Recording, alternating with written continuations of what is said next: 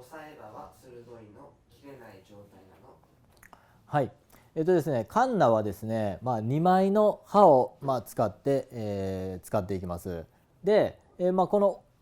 大きい方はですね、木をカットしていきます。そしてこの小さい方はですね、このカットされた木をですね、めくり上げないようにぐっと押さえつける仕事をします。で、この刃の形状を言うておきますと、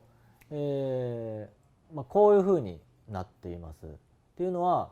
この部分を拡大するとですね、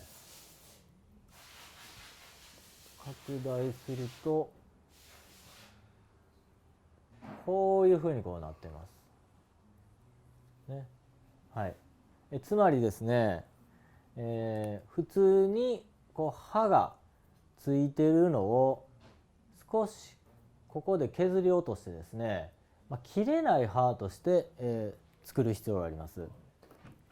実際にですね、これ押さえ刃なんですけど、ここにこう指を当てても絶対切れません。むしろ切れる刃を作ってしまわないということが、この刃を作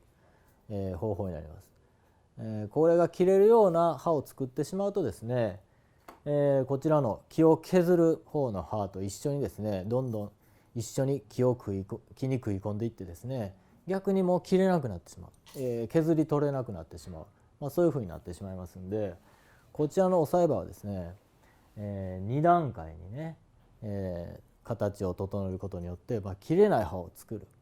切れない刃を作ることによってその機能を果たす、そういうふうな